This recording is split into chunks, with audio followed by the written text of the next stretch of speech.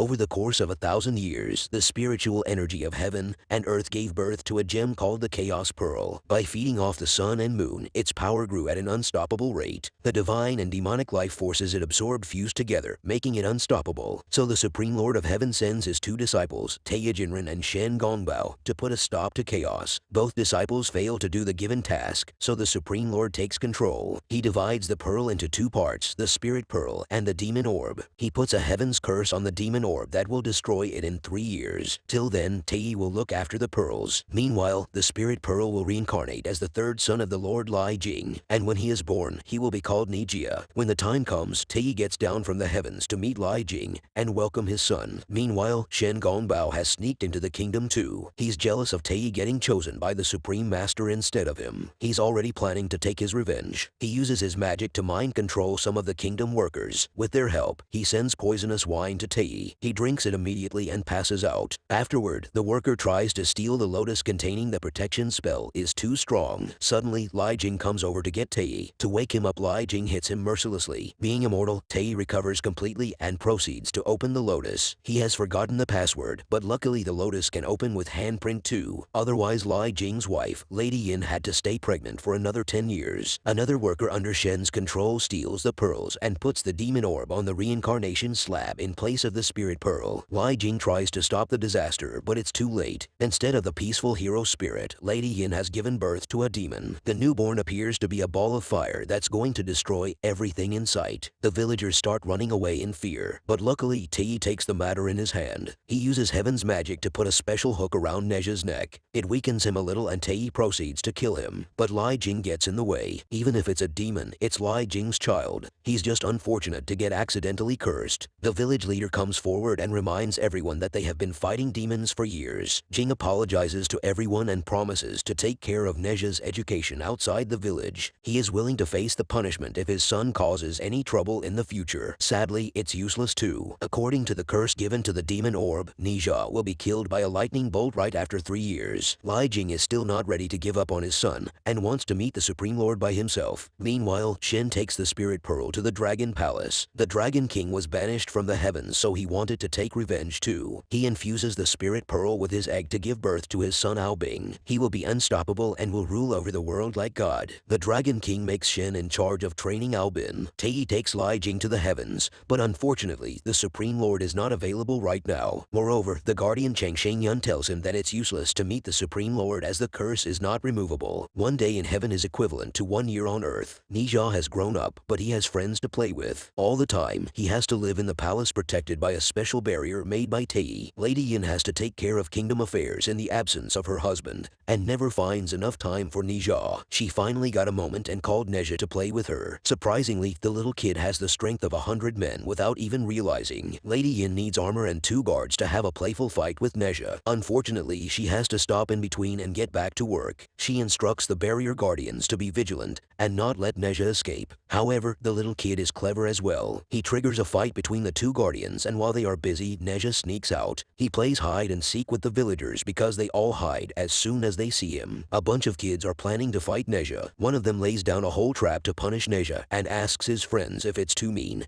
but the other boys make the trap more painful without realizing that it's Nezha who disguised as one of their friends. He makes the boys taste their own dirty trap. Afterward, Nezha decides to walk back home, but a kid calls him a demon from behind. Hearing this word, Nezha's blood starts boiling, and he is about to smash the kids with a huge stone. Luckily, Taiyi and his parents reach there in time, and Lai Jing locks up his son. Lady Yin accepts that getting called a demon is Nezha's fate. He has only 2 years left. Why not just take him far away in the mountains and let him spend his last days happily with his parents? Lai Jing is against this idea. He can't let his son live a purposeless life. Taiyi takes the responsibility of making Nezha presentable in front of the public. He will train him to become a demon-fighting warrior of justice. If he's going to die soon, Lai Jing wants his son to die like a hero. Meanwhile, Nezha distracts the guards again to escape the palace, but he finds a magical scroll nearby that takes him into another world. This is where Taiyi will train him. He shows him how to change the form of things. He can make a boat out of the tree and make the ground flow like water waves. This is called the immortal magic of Kunlun. Nezha wants to learn the high-level magic, but Taiyi insists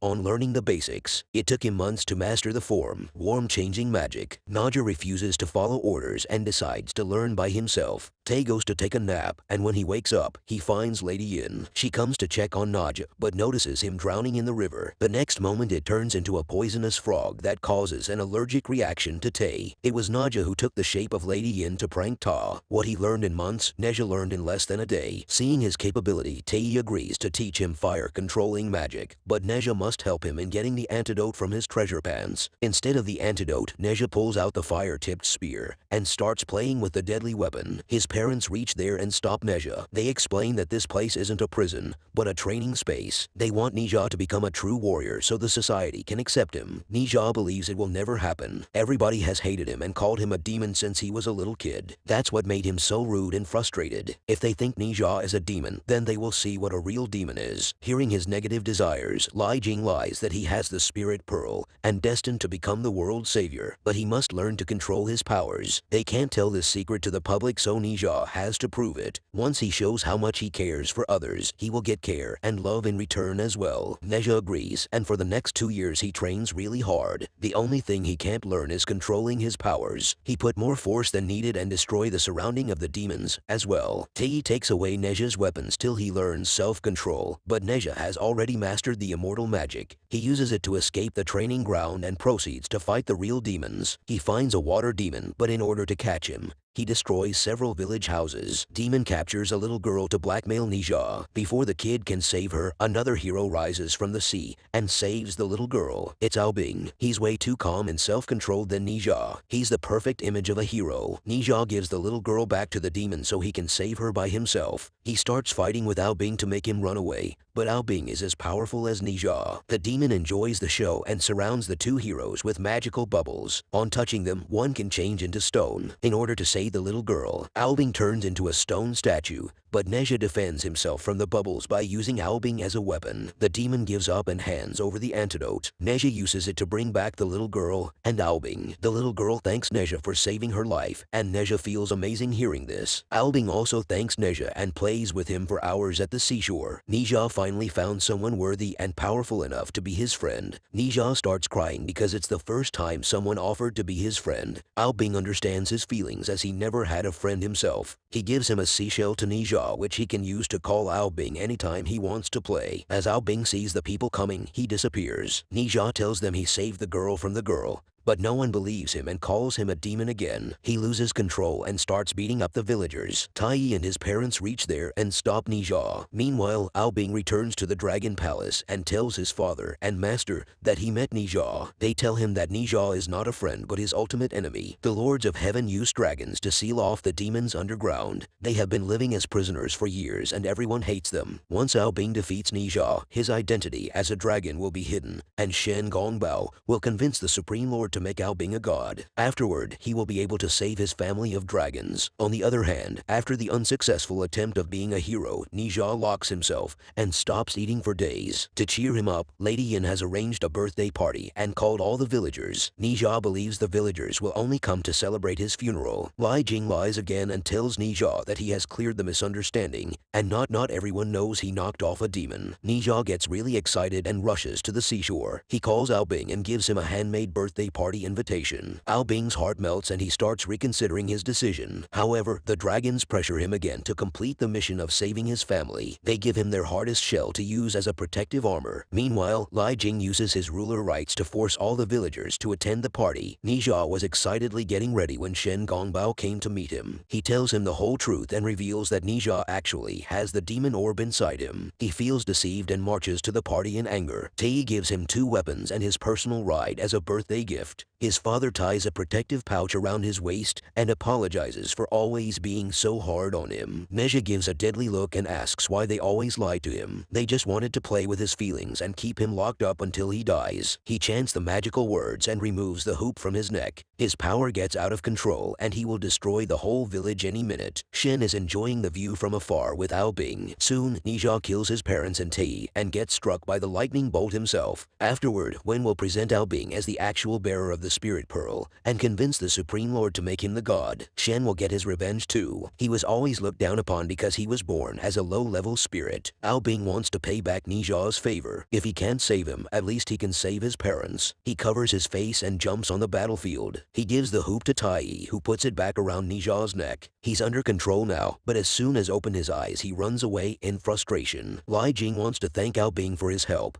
but accidentally reveals his identity as a dragon. Everyone starts accusing him as a criminal and a thief of the Spirit Pearl. Ao Bing finally understands what Shen Gongbao meant. People will consider them criminals till they are alive. Now they must kill the whole village to bury the truth. Ao Bing pulls the water from the seas and constructs a huge ice slab over the village. He's going to bury everyone under it. Meanwhile, Nezha is taking out his anger on the forest trees. Taiyi's pig, who accompanied him, suddenly shows Nezha a past moment. When Li Jing and Taiyi met the Heaven's Guardian, he gave a cure to the curse. Nezha could be saved if a relative sacrifices himself in his place. Li Jing decided to sacrifice himself for his son and use his last 2 years of life to fix his son's reputation so he can lead a respectable life. The protection pouch he gave Nezha was actually the sacrificial spell. Nezha starts crying and heads back to save his family. He teams up with T to fight Ao, Bing and Shen. They accidentally teleport to the virtual training ground. Ta's magical brush slips away and everyone starts fighting over it. They end up getting caught in an ice ball,